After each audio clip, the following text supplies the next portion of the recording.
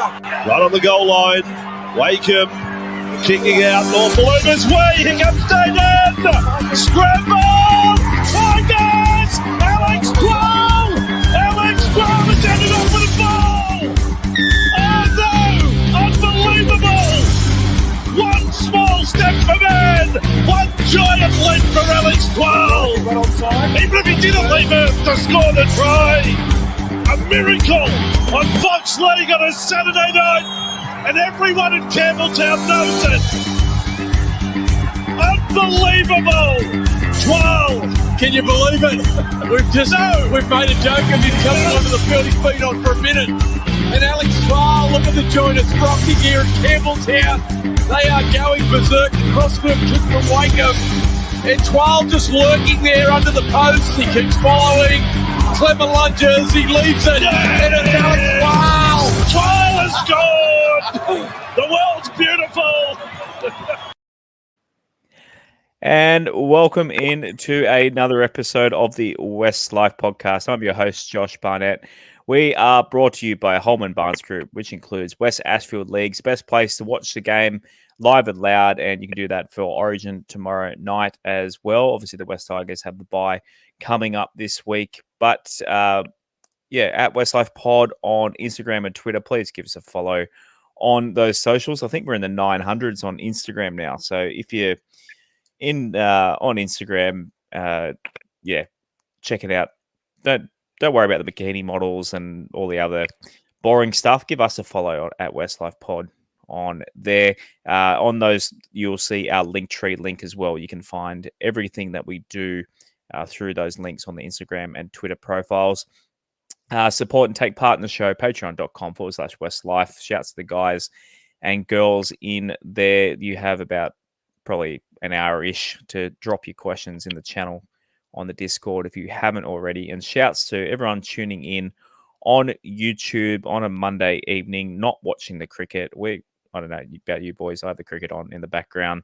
Hopefully the Aussies can roll the Poms. But, on the West Tigers, if you were watching on YouTube, you would have heard the Twal commentary intro there as we were there live to witness history in the... I always forget what the Campbelltown grandstand's called. We're in the Western grandstand of Western. Yep, the mountainside. Yep.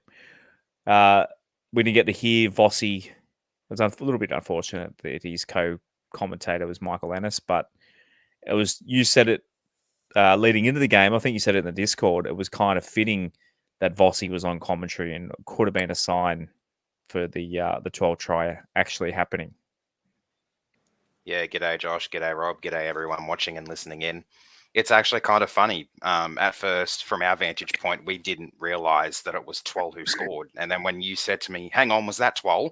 I was like, I don't know. then we started watching the big screen just to see who it was. And then as soon as we realised it was Twal, we went off even harder. And I'd like to claim that I put it out in the universe, but Vossi did that himself. With a tweet pre-game, like he normally does a tweet of that sort pre-game, but I don't know. I feel like it's just absolutely poetic that Vossi was there to call Twali's first try. He's always been one of Twali's biggest supporters. There was obviously that segment on the first episode of The Fan this year about Twal scoring a try and talking to forwards from other clubs, and I don't know. I think it was just poetically timed that it was Vossi who got to call it, and then. I remember, I had terrible service throughout the game. I was trying to put up a post on Twitter with a Twally gif, but none of them were loading. And then, as soon as I was able to, I played the clip of him scoring, so you and I could hear the commentary, and we had a little bit of a chuckle listening to Vossi go off. But we did great try. Happy for him. I wonder how he felt when he heard the Twally chant going around Campbelltown. Yeah, might have been a bit of a meme, but oh well.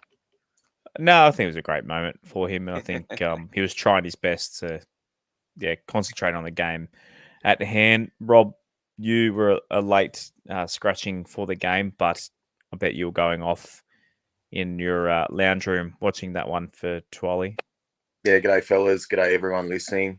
It's a sad indictment of being a West Tigers fan that an Alex Twal try is one of the highlights of the year. I mean, I'd rather win games and be a competitive team, but they're the little things, unfortunately, that we have to take our pieces of satisfaction out of because the one thing I am happy with, I'm glad it wasn't a try at 24-0 and it didn't count. It was actually a try that gave us a lead with the conversion. And, look, it was funny to see the carry on afterwards, from a lot of the players. And, heaven help if Clement tried to touch that ball. And I don't know, even looking at the contest, I kind of wasn't sure if the ball, I know it was knocked on by Melbourne, but I didn't know if it went forward or fast. It was like pretty parallel. I mean, anyway, it's a try. He's on the board. I mean, would have preferred his first try was in a grand final like Bryce Gibbs's was 18 years ago, but we got that out of the way now. Now we can just look forward to the rest of the season, or we just get through the rest of the season. I don't know what there is much else to look forward to be honest. I'm not in a great way about it. The referee even had a smirk on his face and knowing what he had just awarded. It'd be a good trivia question. Who was the referee when Alex Twal scored his try? Where were you when Alex scored his try? Yeah. And then we were just sitting there praying for the bunker to not take it off him. Yeah, I think there would have been absolute riots. Josh gave me a bit of a laugh today. I think you put something on our Discord page saying something about a public Twaller day. I just cracked up laughing. I thought, what a great... I didn't think that was me. Someone put a photo. I know when I read public Twaller day, I thought, well done. Yeah, it was from NRL Roast, and they've been big supporters of Twally getting his first try for a while as well. So yeah, very clever. The bloke who runs that, he'd be a happy chappy right now too. Yeah. Right, we'll start with the Sheensy, a few clips from the Sheensy / Captain Johnny Bateman presser. So we'll segue to Sheen's talking about Twally. Yeah, I wish he'd have scored 2 more. But in saying that, good luck to him. It's just he's an honest, hard-working player. He was in the spot, he chased the ball, he's a front row chasing the ball, and it bounced back for him. So, well done to him. John, you are one of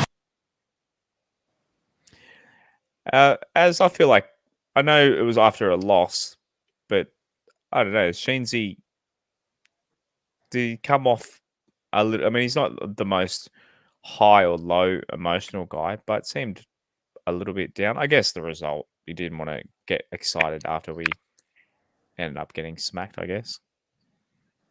Yeah, I mean, it's all well and good to be happy for Twal, and I think the whole club was. You could see like Rob said, you could see the carry on between the players on field. I don't know. I think it was just a moment what Rob said. It's been a shitty season. The season's over for us already. It's just a nice little moment to kind of have a good week because of, and we get a little bit longer to kind of enjoy it because of the bye this week before we have 10 more weeks to get through afterwards.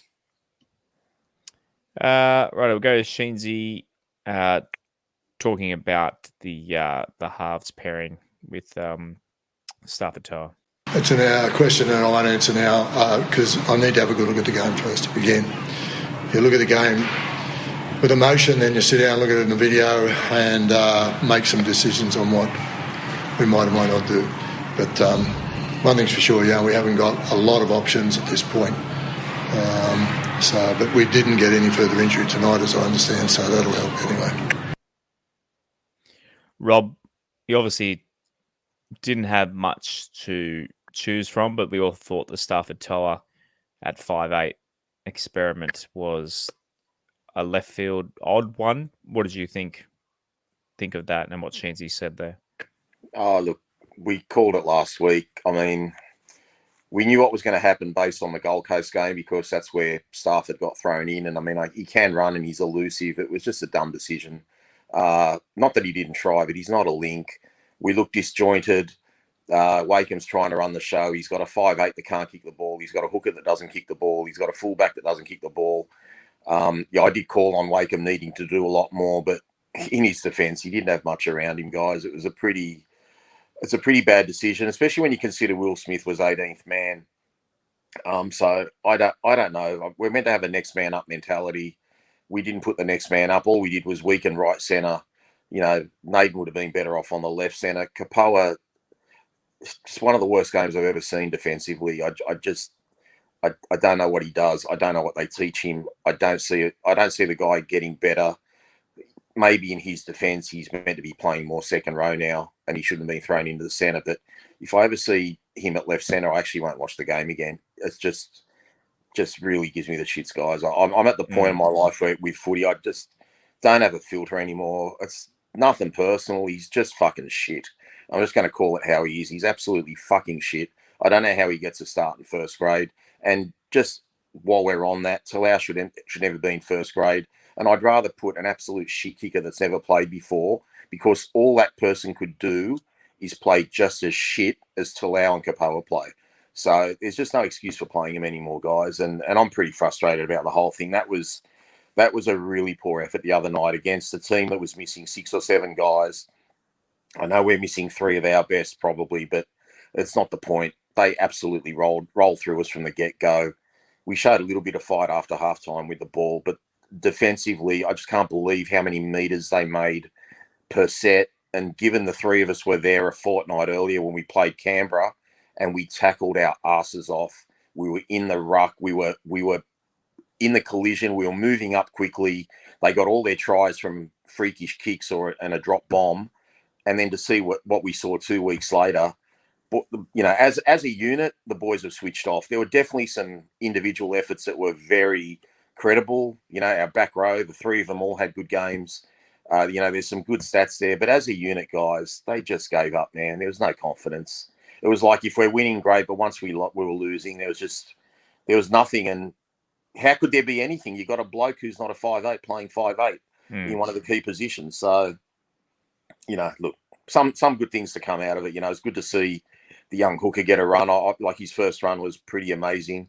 So he's got a lot of speed. And he looks like he plays with a lot of pace. So it's good to know that there's going to be someone there when Appy retires in 2 or 3 years, and we'll bring him in the right way. But I'm sick of fucking waiting, Josh. Every year, like next year. Yeah, it's frustrating. Yeah, just frustrating, man. Just so frustrating. And we're getting punished for some bad recruitment decisions as well. We've done some good ones, but we've done plenty of bad ones. And now we've got this halves problem, which is self-inflicted in my opinion. But anyway.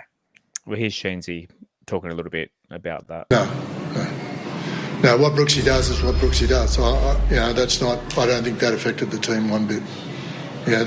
All these boys have done contracts over the years, made decisions about their careers. That's not an issue. Our main issue was trying to put together a new combination, and in a handful of days. So we've got to buy to sit down and reset. There's a few bumps and bruises. Guys are still getting a few needles here and there in parts of their body. So hopefully we'll come back a lot fresher. A little bit of a break for everyone will be good. And then we've got a critical month of footy because we've got a lot of away games. This is our last game here, so we've got a critical group of games coming up that we've just got to nail enough of them to stay in touch. Otherwise, it's experiment for next year. Yeah, obviously mathematics not Tim Sheens' forte there, because it's if we weren't fucked before, we're certainly fucked now. Just experiment for the rest of the year, Josh. He says experiment for the rest of the year. What the fuck is Toa at number 6? Experiment for the rest of the year. Get rid of Hastings. Get rid of Madden. Hire a Wakeham in December or early January, and just say, we got no one at half. Where's the planning for that? Since Tim Sheens has been there, we've come last year and we're sitting last now. I just don't like the bloke.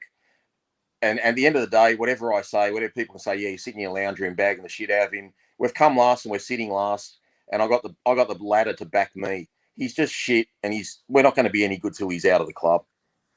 So I've just accepted that. I'm just kidding myself if I expect next year to be better with this shit talker there. As Sheens mentioned something there, there's obviously it was the last game at Campbelltown. We're out of Leichhardt games, and on the way back when we're driving home, you mentioned that there's only 2 home games left. So if you're a season ticket holder, you have, like you are, there's 2 games left in the season, and we're at round 16. So of course, we've given games to Tamworth and New Zealand, but that's just I know we've talked about it before with the women's Soccer World Cup. They've taken our home grounds and that sort of thing, but just when you said that, I was like, "Fuck me dead." Not only are we going to play against some pretty hard opponents, we get 2 home games to finish our last how many games have we got left? 10. 7? 10. We've got 10 games left, and we've got 2 games at home in Sydney, which is crazy. Yeah, you're not wrong. Like I kind of made a bit of a joke about it early in the year, calling it the 3/4 of a season ticket instead of the full season ticket, or membership, which is what they refer to it as, because it's literally 9 games out of the 12. 9 games out of the 12 home games that I get to go to this year. Given the season's now over, it may not be exactly a bad thing that I don't have to go and watch as many games. I've already gone and suffered through 7. I've only got to suffer through 2 more. I was originally thinking about going to a few more away games this year to support the team, but honestly, I don't know if I can bring myself to do it now. Because with this season dead and buried, and this being year number 12 of no finals, and my morale for the club and for the season, for the team in particular, at a pretty low level, it's not a particularly fun feeling. So I don't know. I'll go to the 2 that are still in my membership, both at CommBank against the Sharks and the Dolphins. I'm investing myself now in the women's season, which I am extremely hyped for, because that's only, I think, 5 weeks away now.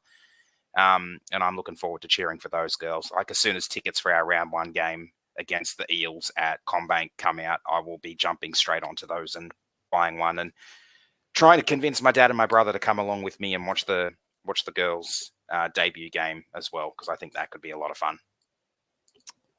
We'll find the next to see. Kathy's listening. God, I know so many people in Italy at the moment. Kathy's listening in from Rome. So, ciao, Bella. Joseph Halifaci still in Italy? I believe Joe. I saw Joe in the comments before. I believe he's still in Italia.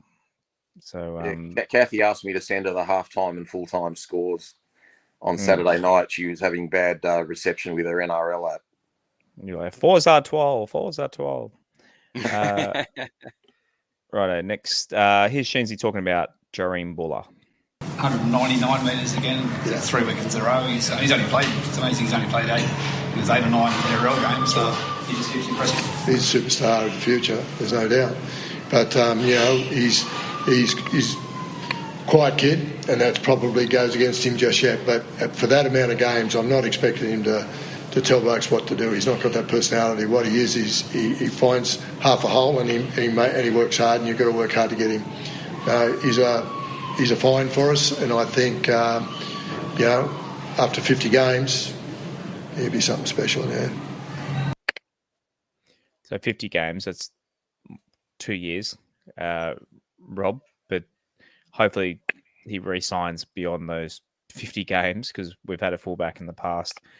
It kind of feels a bit like deja vu, where we've got this superstar fullback coming through. Although when Tedesco did debut, we did have a pretty good side. He just unfortunately did his ACL. Benji was still, I think it was Benji's last year, wasn't it? The ACL, Teddy's debut, wasn't it? He played 1 game against Cronulla. Benji against Cronulla, the field goal, yeah. But yeah, Jahream Bula, man, he's absolute sensation. We've got, like you said earlier, we've got some talent on this side. We've got all this cash. We're in a position where we can be, and I know you said that's next year, but I mean, in terms of set up for the following year, there's certainly something there, but it's just where are we going to spend these dollars? We've still got dollars for this year that we need to spend. So yeah, we're like a mule for spinning wheel at the moment. Well, nothing's changed from last week, Josh. I said last week, we've got 10 or 11 players that are really good that we've got to look forward to. We need halves. We've said that. We've found a fullback, which we didn't have before. Like what Sheen said there about Bulla is probably the only credible thing that came out of his mouth in that presser. What did Bulla have? 197, 199 meters, whatever. No, they actually recalculated. It was 200 and 20 or something. Okay. Well, I mean, He's the hit thing 200 is, again. look, he's 100% right. I mean, he's not a talkative bloke. He's got to get his feel for the game, etc., etc. But you know, it's not a knock on Bula, but like he's a quiet bloke. But you got to get him to start talking now. Like you can see with our defence, we need a fullback that can talk and organise the defence and be a bit more of a leader. So that needs to be coached into him. But everything he's doing is fantastic, and I agree that within a couple of years he'll be a superstar. In fairness, I think he'll be a superstar next year. Give him that full off season with the first grade unit. What he's done on the back of being thrown in after 10 rounds basically is fantastic. So look, he's one of the shining lights that we've got to look forward to. So yeah, but as for all that other stuff, with the halves and whatever, we've put ourselves in our own in that position, and that's Sheens' fault. We've seen. I mean, look, Jock Madden hasn't set the world on fire in Brisbane. He got one game when Reynolds was injured, and he didn't play very well, to be fair. And Hastings has done a great job with Newcastle, considering Ponga was out for the first few games, and he got thrown in with, the Phoenix Crossland and Tyson Gamble and all these randoms at 5'8", and they were still winning games. We had an organizer, we let him go, and we should be regretting that. And just the fact we don't have a backup half now, we had to put Toa there is quite stupid. I mean, Will Smith did combine with Wakeham in the trial against Canberra in the first half, and they look pretty good together. I don't know what Will Smith has been up to. Maybe he's playing like shit, but man, just put the positions they're playing in and just stop, doing the Sheensy shuffle and fucking everything up, because it's quite obvious to see what's going on. Yeah, we'll see next week against the Cowboys. He's got plenty of time to work that out, I guess. And here he is talking about Debutant. We haven't mentioned, we kind of mentioned Talon to Silva, but here's Sheensy talking about this young sensation. Young hooker had a polished debut, I suppose. How do you see his game? Oh, yeah, I think, look, there was a bit too much publicity for the kid. I think, everyone expected him to win the game and score 10 tries. He's a good kid. That's it. He's a kid. He's an 18-year-old kid. But he has got a future, don't worry. I think I've seen it for the 18 months or 2 years now I've been here, back at the club, from the time he led the under-17s to an undefeated premiership in Matthews. But, he is still young and raw, so we drip-fed him in and out of the game tonight. Jake did a good job as well. Without Appy, he's a big loss to us. And not only as a player, but as a leader as well. But, we'll have Steph back for the next game as well, hopefully. And we just, again, the bye will be another week that Appy and Brooksy get to recover. As I don't know about you, but I wasn't expecting Talon to Silva to come in and win a game and score 6 tries for us. I don't know why Sheensy... He loves the 10 tries comment, doesn't he? Yeah, it's a weird one. I don't think anyone really had huge expectations. It was just excitement at seeing the kid come on, and literally his first run we saw was a half break, but had like 15 meters off his first run. With yeah, that break. It looked, and he looked. I mean, confidence is obviously the key here. This kid, he knows he's good. He seems. The interview they did on the West Tigers website is really good. Go check it out. But he seems a really, really humble and nice kid. But at the same time, seeing him on the football field with his bright orange boots, he's not short of confidence as. No, definitely not. And I agree. I wasn't expecting him to come on and score 6 tries on debut as well, especially since he only played, 35 minutes in the end, I think, or 25 minutes or something. But if you recall, Sheensy said something similar in the presser after Brooksy's 200th, where it was a bit of an over-exaggeration, but he said something along the lines of everyone was expecting, or it BS that everyone was expecting Brooks to come on and score 10 tries or whatever and all that jazz, and it was just a little bit of a ridiculous over-exaggeration, but apparently Sheensy's...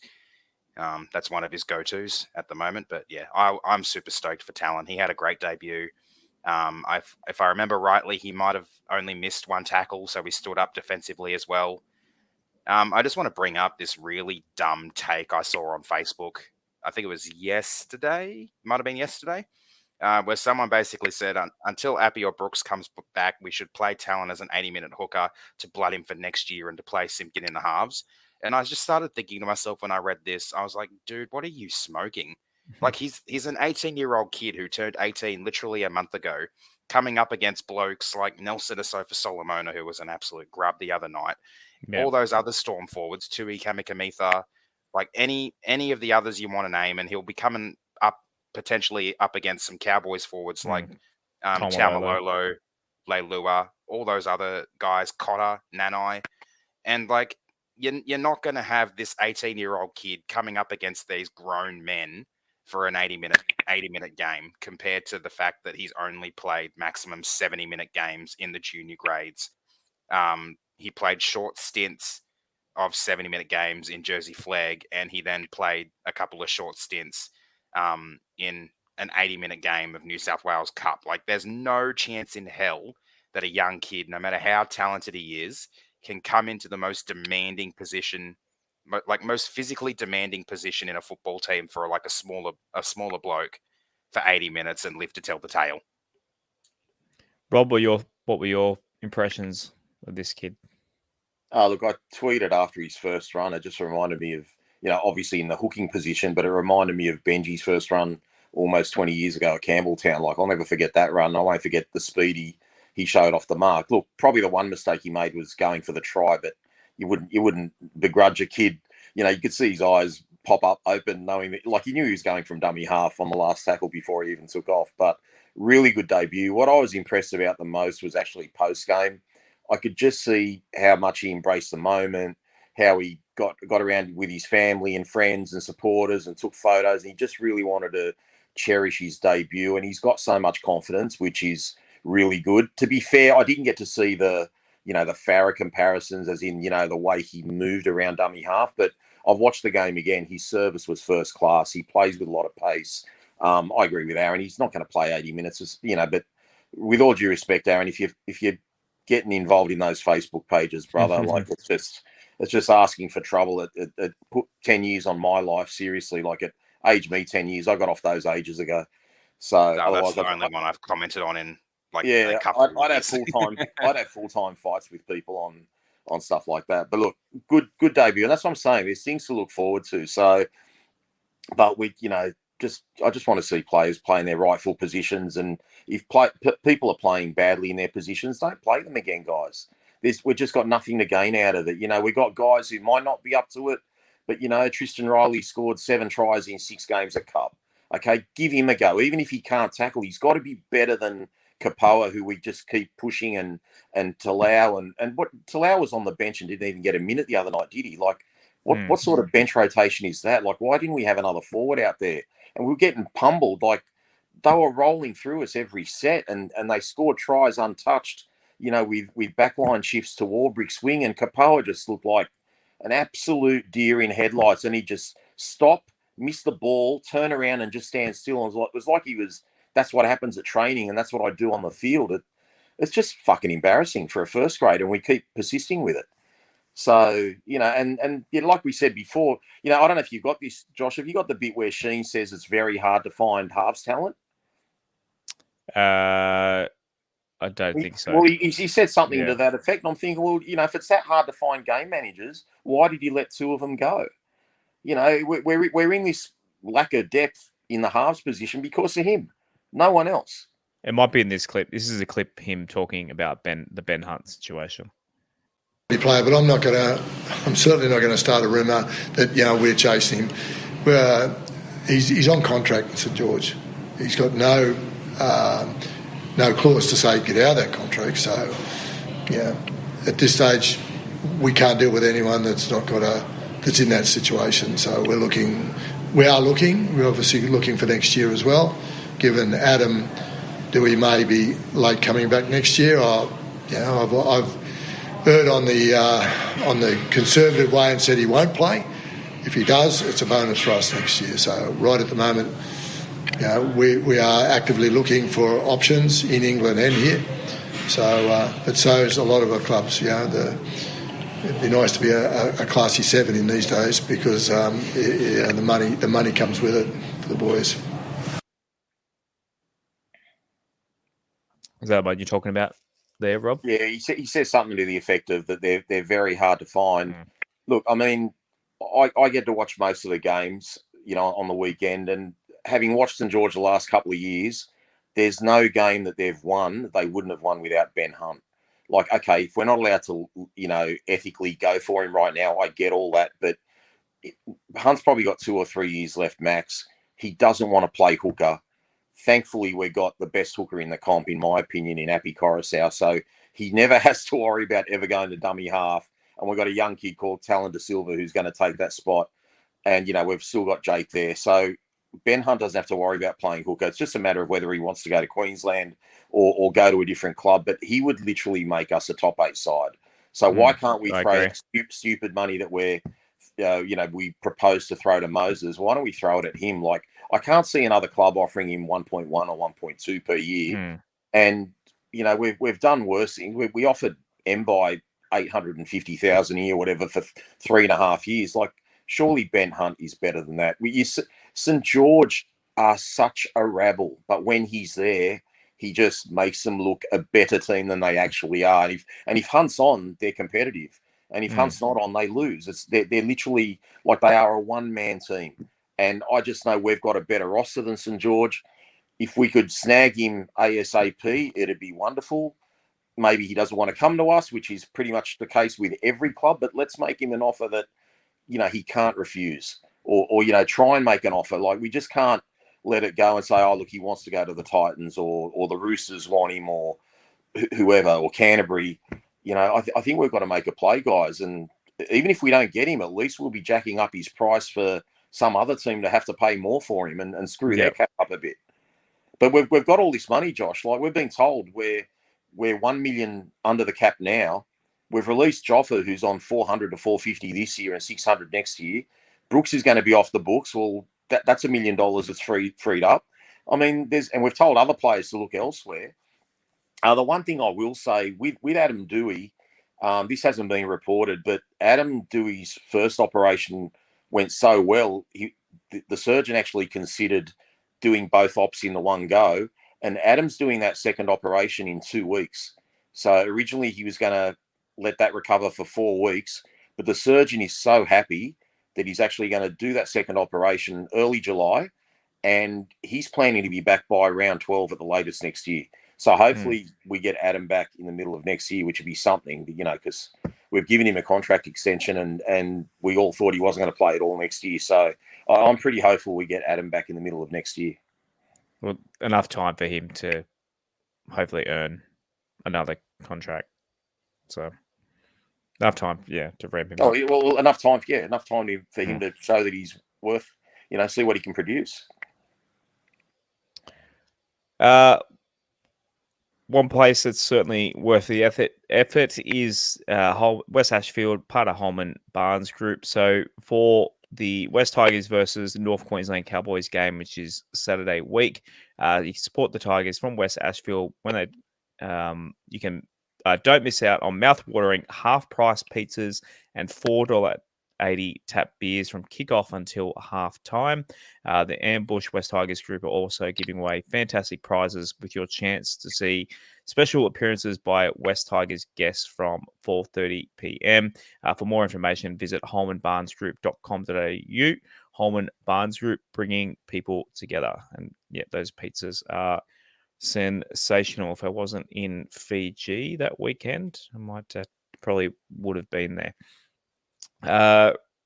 Righto, on to some news. So Jonathan Gowie came out in the media today that he basically said that he never wanted to leave the West Tigers, and I think we kind of knew that by the emotion that he was showing in that last game. When we had last game, the win over the Cowboys, but it's our last win, obviously, wasn't it? When Joffa left. So Joffa said, I don't want to go too far into details, but everyone knows I didn't want to leave that club. Sometimes you just got to read the room.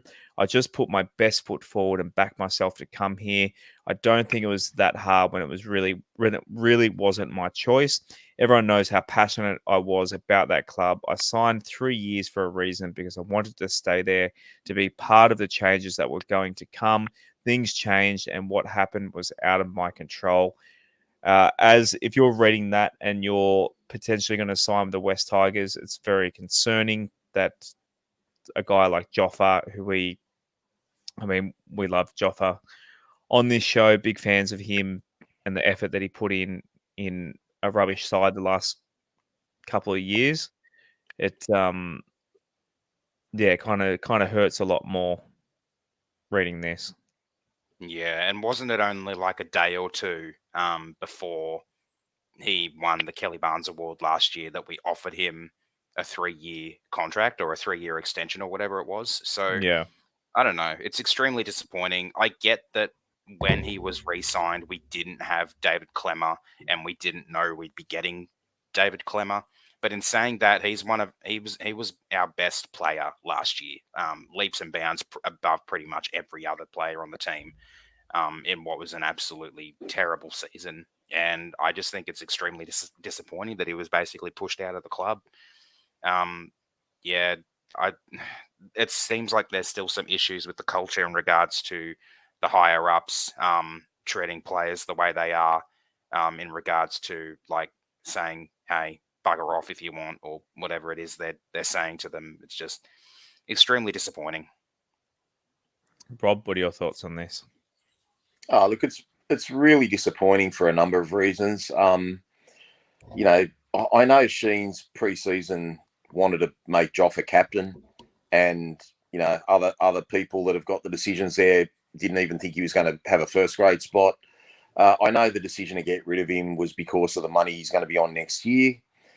To be fair, not that it's Joffa's fault, but to be fair, I think the decision basically to move Joffa on was when we were 0-7.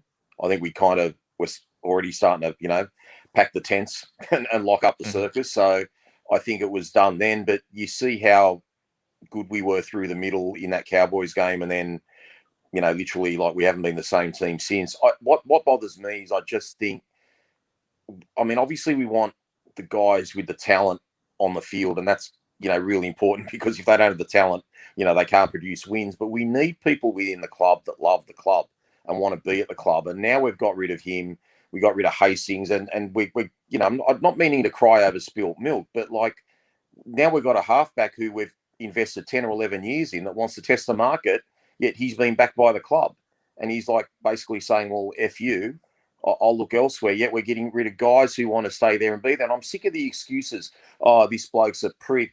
No one likes him. He's got a gambling problem. He's a Madge guy.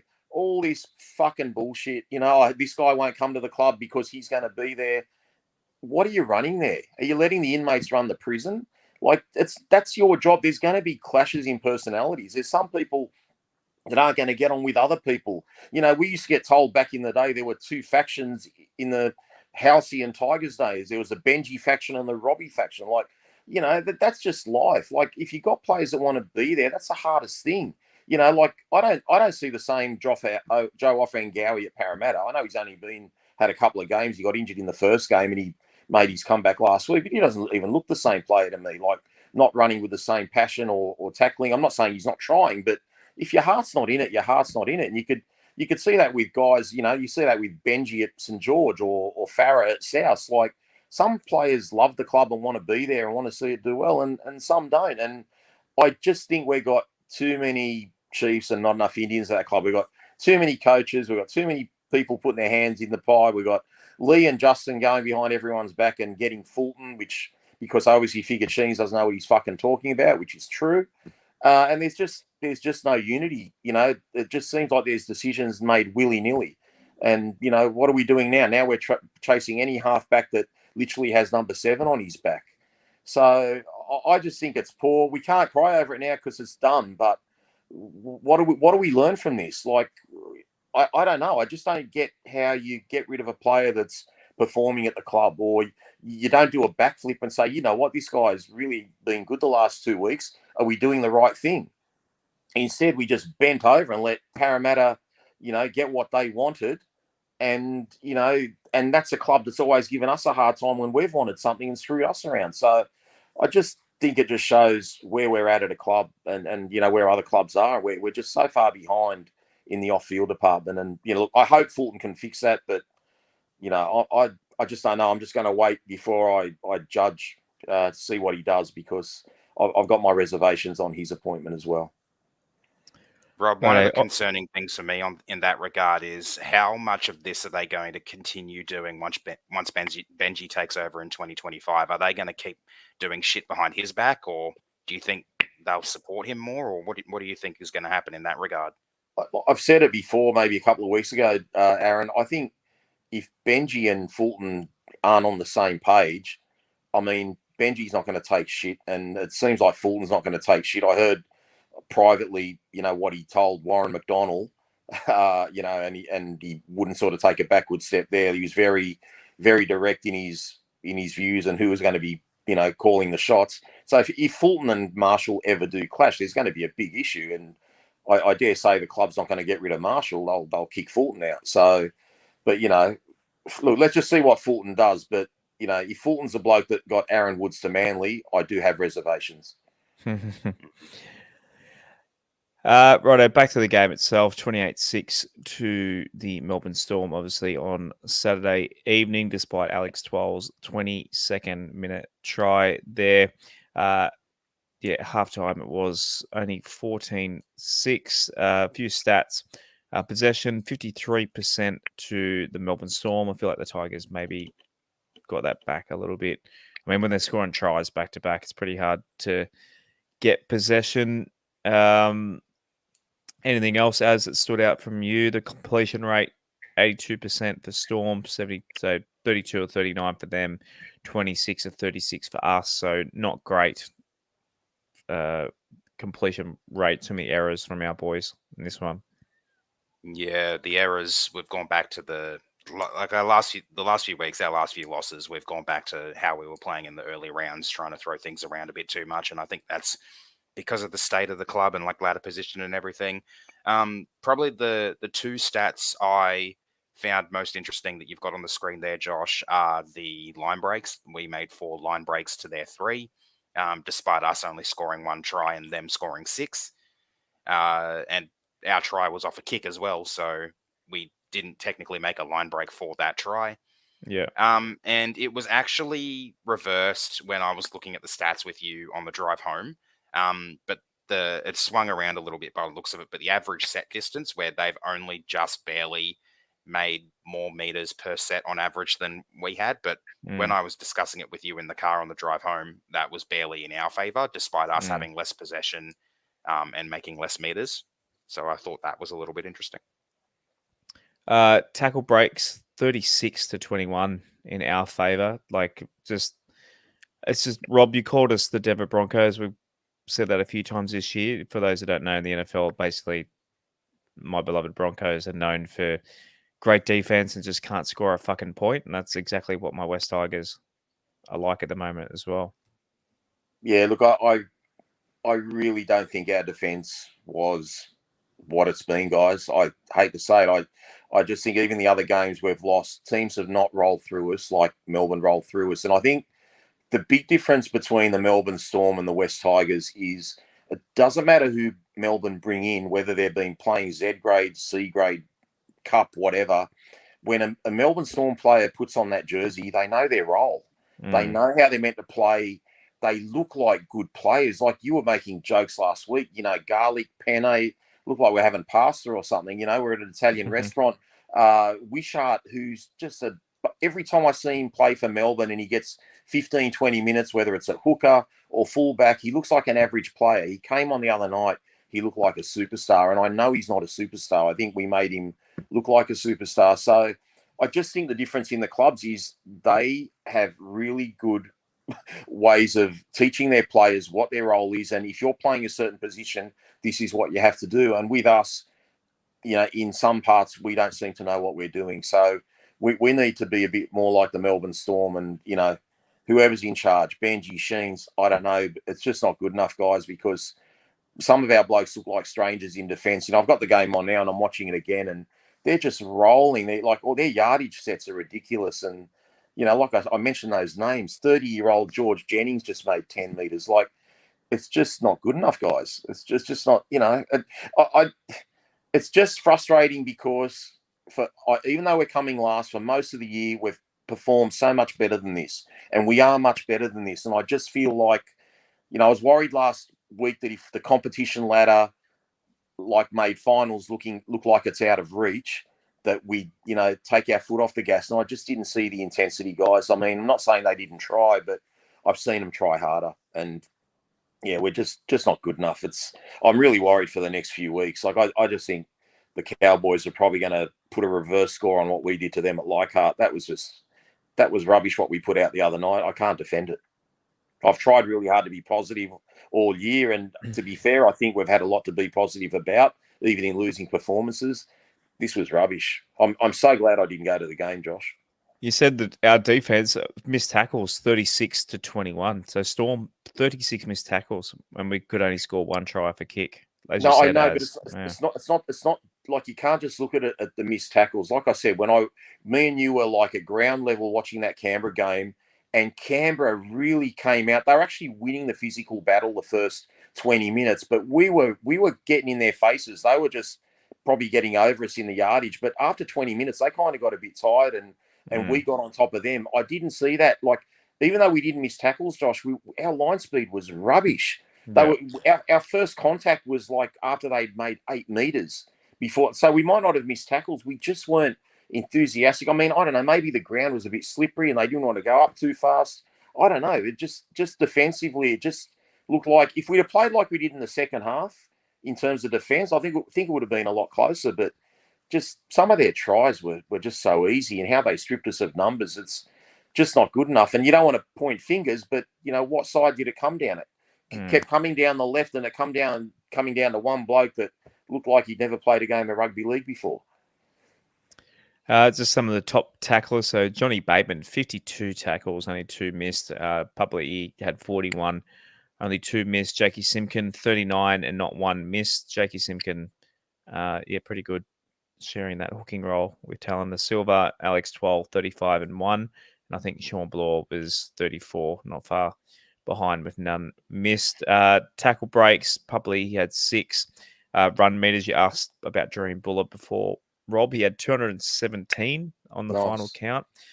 Post-contact meters, Papali'i at 84. Papa really played well in this one. And my guy, Jahream Bula, he led the team in line breaks with a couple of really good ones that, very memorable ones that got me on my feet, that's for sure. But I just want to say one thing, Josh, about the game. Like the three of us have touted, we've got to score more points, and maybe we should throw Bateman at lock and do the switcheroo, bring Sean in, who played well, and Papali'i played well, no doubt.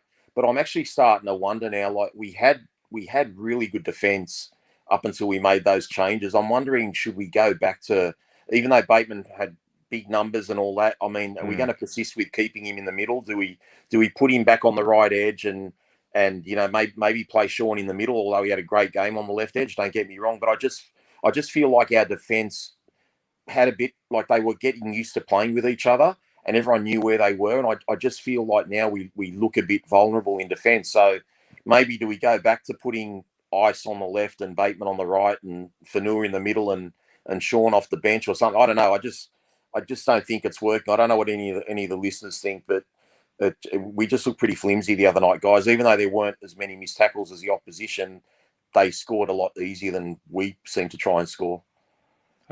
I'm just thinking. I just realised we just got a root in the cricket. Joe Root out for 46. Gary Lyon got him out, which will mean nothing to anyone listening to this not live. But Aussies, England are 4-for. Come on, boys. As anything to add before we move on from this one? I just find it interesting that a lot of the stats seem to be adjusted after the fact, because it was another thing that I asked you in the car on the drive back, how many run meters do you think Jahream made? And I was like, do you think it's over or under 200 when it was 199 and they upped it to 217? So I just find that interesting that they adjust stats after the fact. And because you were surprised that it was under 200, like even though it was there, you were like, oh come on, just give him one more. They ended up giving him 18 more. Maybe they checked it. Someone might actually know. Maybe they checked the GPS or something after it I don't know how it works actually. That's be pretty interesting to know. I mean, the ladder, let's not look at it too long, but I think everyone knows where we're sitting right now. So we dropped below the Dragons by 2 points because they had their bye. And yeah, for and against wise, we're now 20 behind them as well. So we have another bye this week. Do the Dragons play next week? Yes, they do Yeah, they play. had the They've got the Warriors on Friday night. The Bulldogs have a bye with us. Okay. So if the Warriors win by 21 plus, we'll get off the Yep. bottom of the table. Okay. On to our friends at Mobile Corp. So if you need, you've got a local business, and you need someone to manage your IT, your networks, or your mobile devices, local business owners looking for a partner, you can take away the hassle of dealing with IT issues. Make sure you have cybersecurity in place. Handle all your mobile device needs. Mobile Corp can help with all of these. Mobile Corp is a family-run business and a long-time supporter of the West Tigers. Reach out to our friend Stephen and the team at Mobile Corp. Check out mobilecorp.com.au. That's mobilecorp.com.au. And shouts to our friends Paul Sirenen and Shane Walker there up on the screen.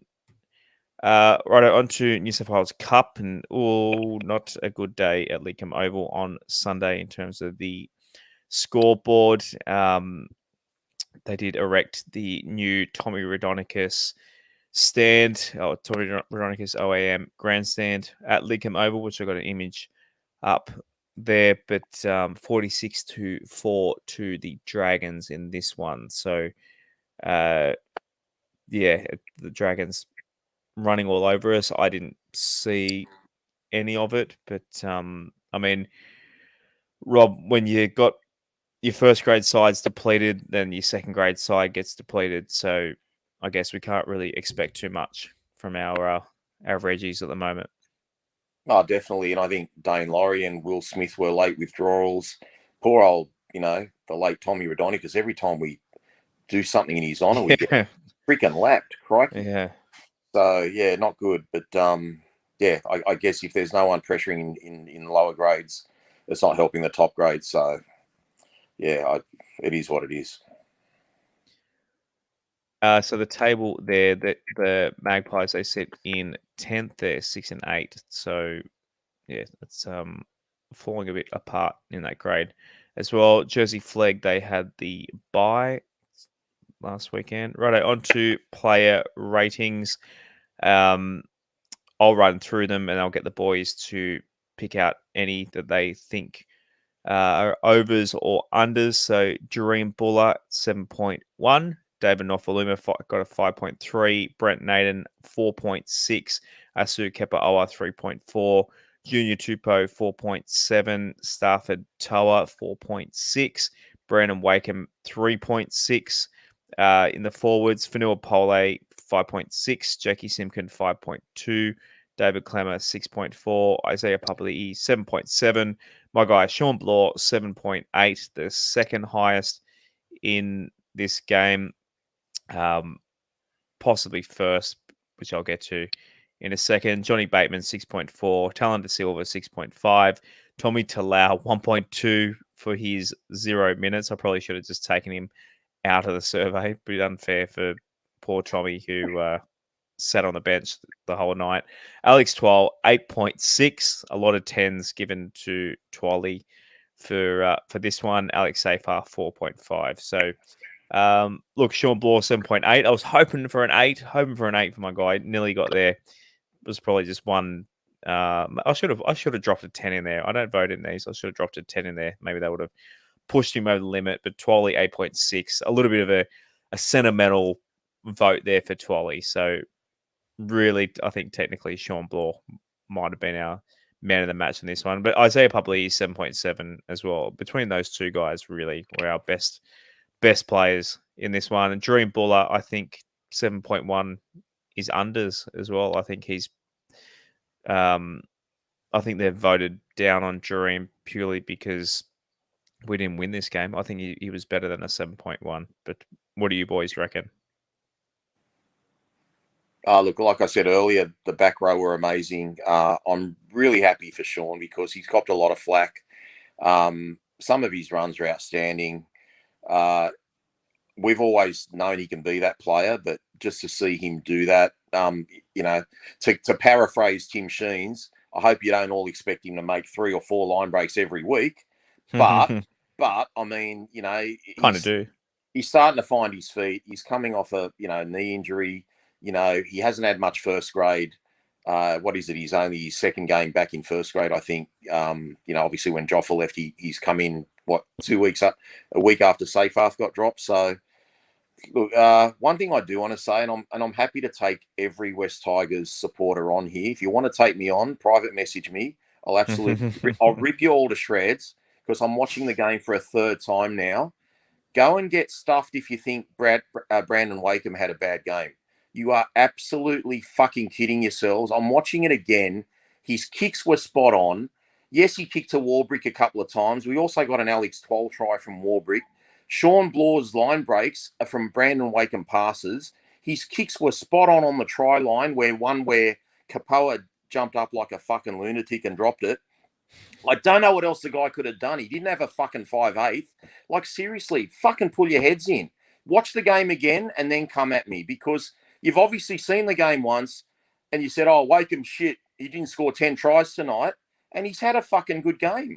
I don't know what you expect of a bloke that's got shit around him. He organised the team well. He kicked well. He tackled pretty well. Watch the game again and then come at me. All right, tough one to follow there, but any stand out to you? Yeah, I've got, I think, 3 that stand out to me a little bit. I think, which one was I going to say? Tupou is a little bit overs. I thought he had a pretty poor game. Personally, I know a lot of the defensive deficiencies that caused Warbrick to score 4 tries come from AJ making reads that put Tupou in a horrible position. But even in attack, I thought he was pretty poor as well. I'd say maybe like a 2 or a 3 instead of a 4.7. Yeah. I think Johnny Bateman unders a little bit as well. Not his best game, but he led from the front as the captain as well. I thought he put a really good foot forward there too.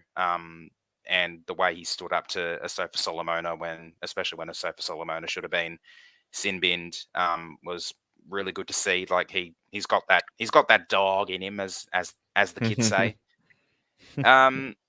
And I think Jake Simpkin's a little bit unders as well. I'd probably give Simpkin about a 7. I thought he had a really solid game. Obviously, Appy's shoes are very, very big ones to fill.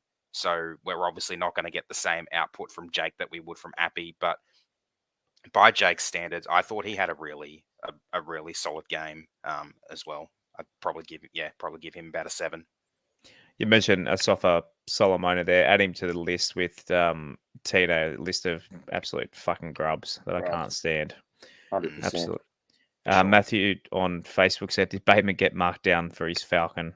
But who was it? Just put his head in the wrong spot.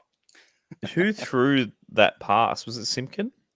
I was actually, or was it Talon that happened, but I remember Vossi just laughing his head off, saying it's he loved one of the best Falcons ever. But I actually saw it again. I'll try and keep an eye out for it now. But I've got to agree with Aaron on all of what he said there. But am I wrong in saying maybe Junior Tupu had the wrong sprigs on?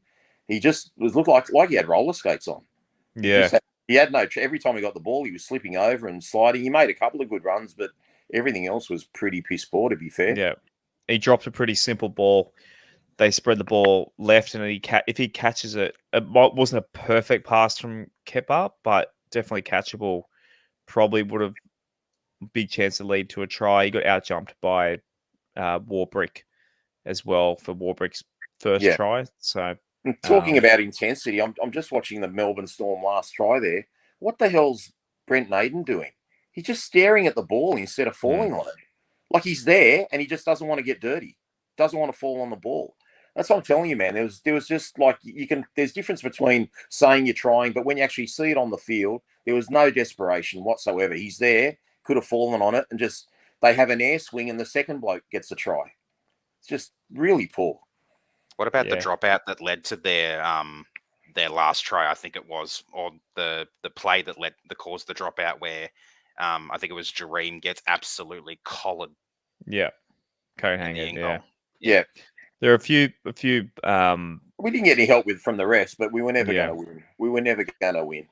And sad to say, you knew it from the first 5 minutes when they rolled 60 and 70 metres. That has not been the West Tigers this year. We've been so much better than that. And it was, even when Twal scored, I'm like, we're going to need him to score a few more because we just never looked likely. I was hoping that would lift the team, but they probably did for about 3 or 4 minutes. And then we went back to being poor again. How much do you think losing Stefano affected our grunt up the middle and our starch up the middle defensively? I don't think it affected us defensively. I think it affects our grunt in attack. But like I don't want to sound like a broken record, guys. Our whole team is Appy Coruscant, and when he's not there, we're a different team. I mean, Brandon Wakeham tried to organise things. You're right about Jake Simpkin, Aaron. He did play well. Talon de Silva played well considering it was his first game. I don't think the hookers are anything to blame, but it would have been nice if the hookers did have a kicking game, just to take a bit of heat off Wakeham. But honestly, I'm watching everything. He's thrown one bad pass in 80 minutes, and I'm like, gee, what do they want Wakeham to do? I thought he did really well in organising the team, in trying to pass. He didn't have a 5/8 there. He tackled well. His kicks were spot on, man. His kicks were like finding literally the junction of the try line and 1 metre out. I don't know. He had that tainted number 7 on his back, I think. Yeah, I don't know. But I mean, would Brooksy have done as well if he had Tara outside him? Like, that's the thing. I don't know how Brooks would have gone with not having much around him as well. So yeah, I just think my big knock on the team was just the defensive line speed. I just know we're so much better than what we showed the other night. And having gone to that Canberra game, I left there disappointed because we lost. Even when we were down 18-0, I knew the blokes were ripping in, but I just didn't see that the other night. And I'm just starting to think this is what we might be getting for the rest of the year, and that really disappoints me because we're only in June. Lance on YouTube mentioned Tupou's drop ball definitely looked like a knockback, and I thought so as well. There was, and then Melbourne, before one of their tries, I think it was before Wishart's try, they clearly passed the ball to someone in front of them. He's facing the other way. It was definitely, if not a forward pass, a pass to someone in an offside position. Nelson's palm to the face. It's a Bateman. Could that have been a penalty of some sort? Like, there was just, there were a few calls that just were. The thing with the Tupu one, guys, it was clearly backwards, and I'm sure Tupu thought it was backwards and his teammates thought it was backwards. But the problem is you only get one challenge a game. Do you really want to potentially risk losing that challenge early in the game like we did when Steph lost his challenge against Canberra a fortnight earlier? And that's the problem. Like, even if you kind of know you're right, you're thinking, man, we better not lose our challenge now, because if you lose the challenge, suddenly the opposition's going to start ripping at the ball when you're getting up to play the ball, and you can't challenge it if they rip it out and the ref didn't see it. So I don't mind that we didn't challenge it, but it did definitely go backwards. So we did get a bum call there. Right, some of your best comments from this survey. So keep an eye out for on the next game. Pretty much after the game just finishes, I send out the Google form to fill out, and there's a little section where you put in your comments. So here's the best ones that I plucked out. So from Green Man, just lack class, really can't expect much with that spine. Wakeham has run out of puff. His performance has been pretty ordinary the last few weeks. We need to throw 1.5 mil at Hunt for 2 years. Chris W, just not hungry enough. No one diving on loose balls, etc. Cannot defend errors at all. Bench balance needs some careful consideration. Some of the most brittle left edge defense. AJ to New South Wales Cup for good. Stafford back to centre. Bring in Will Smith. I can't believe I am suggesting him. Or Laurie. We must be desperate. I am sure Twal will have traded his try for a win at Campbelltown. Overshadowed the historic moment. Joey Baysari. I've given Tim Sheens a 0 solely for the fact he picked picked a centre on the bench and didn't play him when he could have had Will Smith there instead and made a shift, moving Tola back to centre and Smith at 6. His selections baffled me all those years ago, and they still baffle me now. TDS looked very sharp, and the future is looking bright with Bula, TDS, and the likes. We can't be too hard on the team when you think about it. We are missing 4 of our starting 13, and 3 of them are spine players. I think we're missing more than 4. Too much common sense, Joey. Way too much common sense. Agree with everything you're saying. Missing 4. Appy, Brooks, Adam, Steph 4. I think there's another one we're missing, weren't we? Staines. But would he get a start? And Staines. Yeah, I guess you can. Yeah, probably not. Doreen said, my thoughts are on the crowd. They whinge about not getting enough games there. They still do not show up. Piss poor. 8,000. # Leichhardt is the ground. I put this one in there. Put a game on Victoria, you might get more. Yeah, I don't think so. It's a tough one. They're playing against the Melbourne Storm. The team isn't in form. It's bitterly cold in the middle of winter. And we've just copped 2 major injuries to 2 spine players, and the season's over. Look, if we were playing that at Leichhardt, we probably would get 3,000 more there, but it's not about comparing the numbers here. The Campbelltown area, they've got to get out there and they've got to be a presence because it's a growing area. They've got to start switching the kids, getting the kids out there, not supporting the Panthers down the road or someone else. So it's not about that. And like I said, it was literally the worst possible scenario for getting a crowd. Shit team, out of state opposition. I mean, it wasn't raining. If it was raining, probably would have made it even worse. But Campbelltown, I still think it should be 50-50. And I love Leichhardt Oval. I have my wedding photos at Leichhardt Oval. I want my ashes at Leichhardt Oval. It's my church, but you got to look at the big picture for that. So, any add on that, guys? I just think in terms of that crowd number being down 2,000 or 3,000, Josh, that's probably the difference between Canberra supporters and Melbourne supporters. There's hardly any Melbourne supporters up here, and Canberra probably thought it was going to be Croker's 300th game and already had tickets, prior to him being withdrawn the week before. So I just think it's probably the same amount of Tigers supporters that showed up, basically. But again, I'm going to be a broken record. Put some more entertainment, guys. Put another game on. Put something before it that say that you're not just getting there at 8 o'clock to watch a first grade game in cold weather. I'd love to see 2 or 3 games. If no one's there at 4:30, who gives a shit? Just put something on there so you've got an excuse to get there early. I just miss going to seeing 2 or 3 games at one ground, Josh. Yeah, I think if it was a Sunday, if it was one game, it was Sunday afternoon at 4 o'clock, the crowd would mean bigger. You can't take kids to 4 degrees small kids till 9:30 at night. So, but it's 2 games in a row now. We haven't had another game prior. Yeah, we got Cup on at Lidcombe Oval. Like, who are we trying to please with having games at Lidcombe Oval? Seriously, you're right. We're back in the dinosaur ages. Like, just get over Lidcombe Oval. Put the game on before your first grade game, and people might actually start following the Magpies more when they do have their standalone games and get to be a bit more attached to it. Lance, for our last 2 Sydney. For our last 2 Sydney home games, we're only going to have a game pre-game at one of them. Like, our next Sydney home game is the round 19 against the Sharks. That's on a Thursday night, I believe. So there's not going to be anything pre-game for that. But then we've got the round 25 Combank game against the Dolphins, where we've got our women's team playing before that. So I don't know why we just can't have more double headers with reserve grade. Like you said, I don't understand why we couldn't just have reserve grade playing before the first grade on Saturday night. Because not like it would have changed much, or it might have changed it a little bit. You get a bit more of a crowd for the reserve grade game, and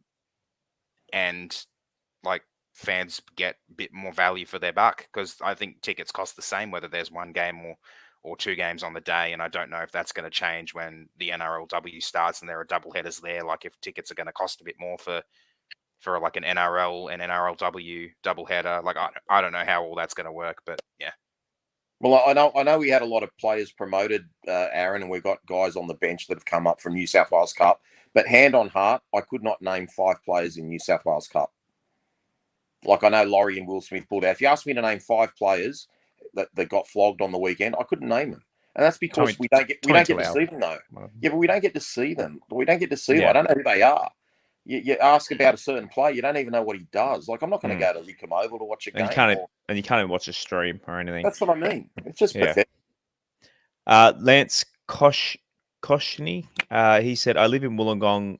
I think it's Lance is in the comments there. I did see. Did I pronounce your name correct there, Lance? I think I've done his name before.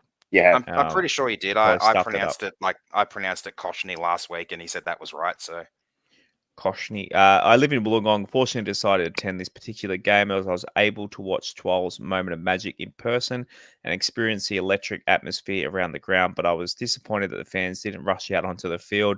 Aaron will be happy to know that I gave Twal a 10. P.S. I would have loved to have met you blokes in person, but didn't see you guys. For your information, I sat in the Western Grandstand. So were we, I think, we're in the Western Grandstand. Yeah, they 100% Lance. And anyone out there, if you see us, we're at the club beforehand. As and I signed up to that West Campbelltown to get a discount on food and drink for the next. So hopefully next year there's more games out there. But any ground, come up, say good day. I had my Sean Bloor jersey on. Wasn't hard to miss, but yeah, anyone.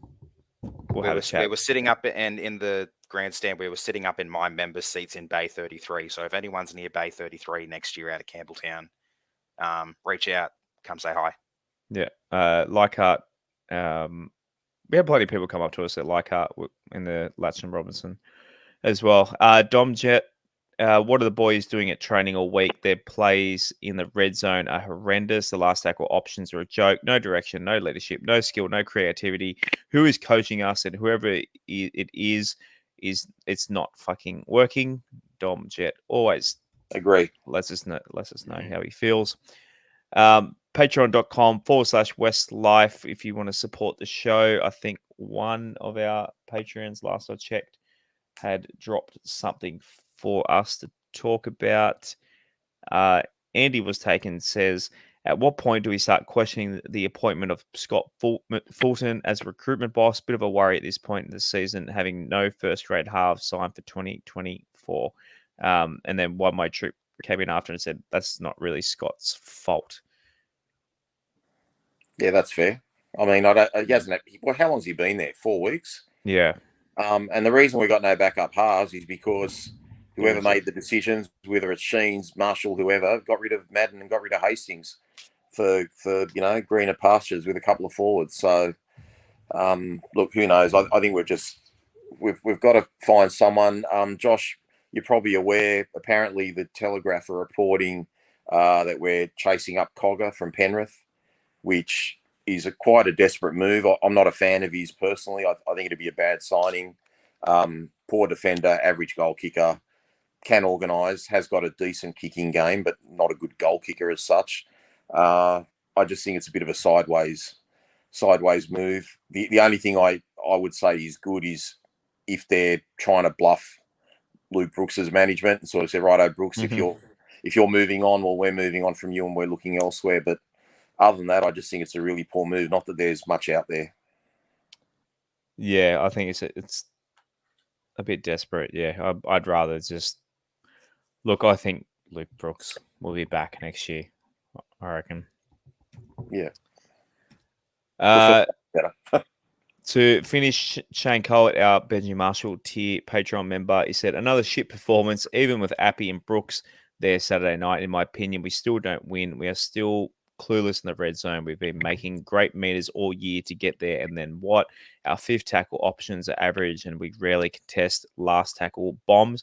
That's a good point. When we ever put up a bomb, how come every time the other team fucking jumps on top of us and contests the ball and then we put up a bomb? And I know on one occasion, Publi was fucking taken out on a take in the corner early in the game as well. And the referee didn't pull that up either.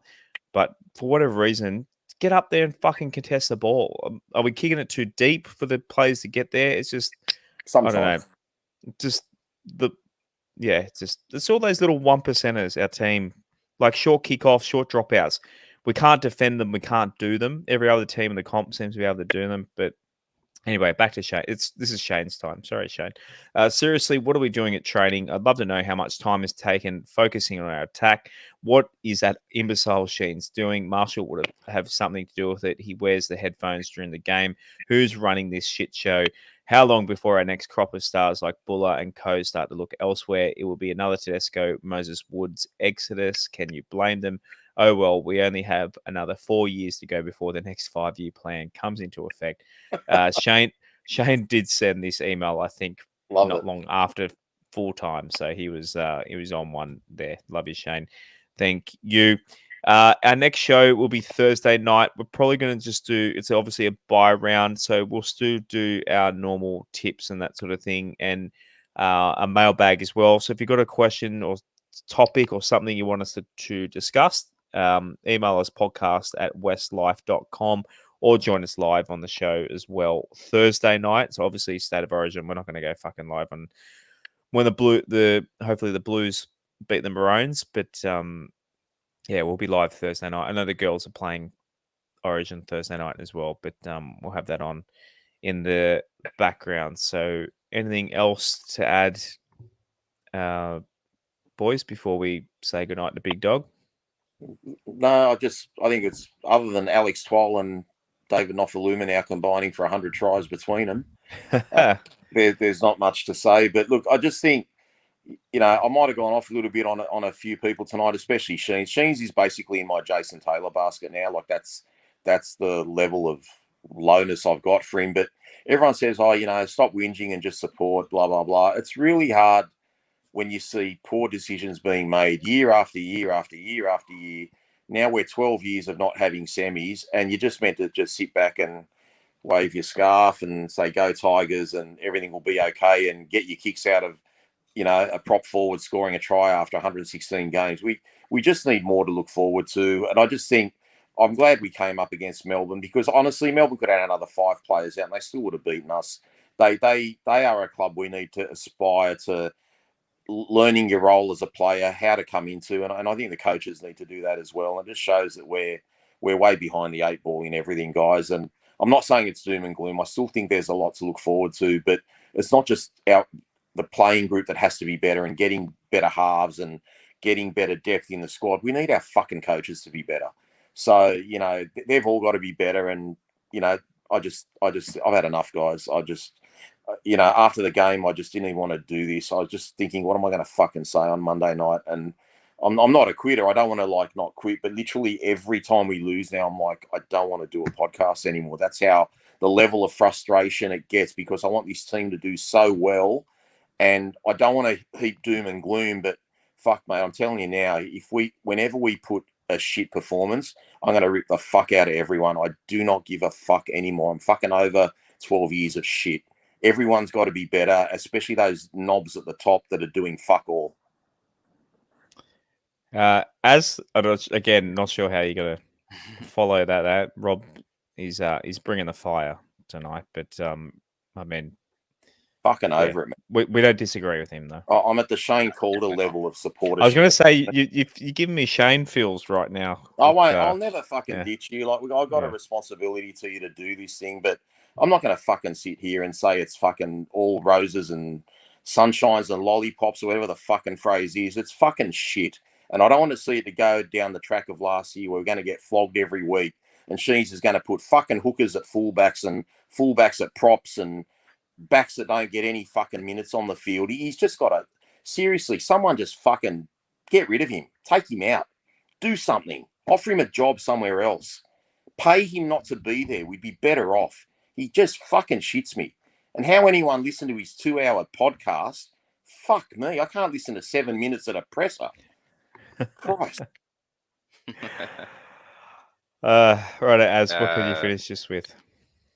I'll try to be a bit, bring a bit of positivity to end the show. I know this year is shit, and next year may be a little bit shit too. But I think there's definitely something building. There's definitely something coming. It does seem like we are trying to emulate Penrith a little bit with what they did, like bringing all their juniors through and slowly introducing them to the game. And then once that was done and the connections were there, they started killing it. Like they had somewhat of a rebuilding year in 2019, where they finished 10th, only just barely missing out. Well, not only just barely missing out, but missing out on the finals there. And then look at what they did in 2020, 2021, 2022, and even still this year, they've got a bit of a dynasty going. So I think if we continue along the same route, hopefully we introduce a few more of these juniors that are coming through. We get cohesion in the team. It may take a few years, but I do think there's definitely something that's going to be coming.